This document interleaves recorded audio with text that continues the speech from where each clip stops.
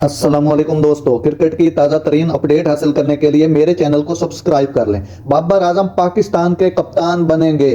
Pakistan cricket board کے نئے chairman کی تقرری کے بعد بابر اعظم کی بطور کپتان واپسی کا امکان ہے۔ اس ترقی کی تصدیق سپورٹ صحافی قادر خواجہ نے کی۔ بابر نے بھارت میں ہونے والے آئی سی سی ورلڈ کپ 2023 میں ٹیم کی ناکامی کے بعد پاکستان کی کپتانی چھوڑ دی تھی۔ مین ان گرین ناک آؤٹ کے لیے کوالیفائی کرنے میں ناکام رہے اور صرف 4 گیم جیتے۔ بابر نے تمام فارمیٹس میں قائدانہ کردار سے استعفیٰ دے دیا، تاہم پی سی بی کے اس وقت کے چیئرمین ذکا اشرف کے مطابق انہوں نے اعظم کو ٹیسٹ کرکٹ میں قیادت جاری رکھنے کی تاکید کی تھی، لیکن کھلاڑی نے کوئی عہدہ رکھنے سے انکار کر دیا۔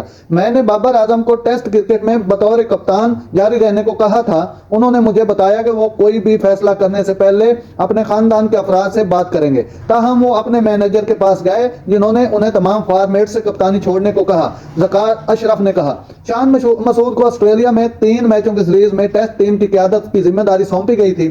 پاکستان کو پیٹ کمنس کی قیادت والی ٹیم نے 3-0 سے شکست دی۔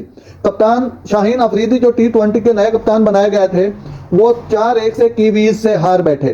بابر کے استعفے کے بعد پاکستان مزید کھسک گیا ہے۔ سید محسن رضا نقوی کے 3 سال کے لیے پی سی بی کے سربراہ کے طور پر چارج سنبھالنے کے بعد ٹیم مینجمنٹ اور کپتانی میں تبدیلیاں متوقع ہیں۔ ناظرین، ایسی بر وقت خبریں سننے کے لیے میرے چینل کو سبسکرائب کر لیں۔ اللہ حافظ۔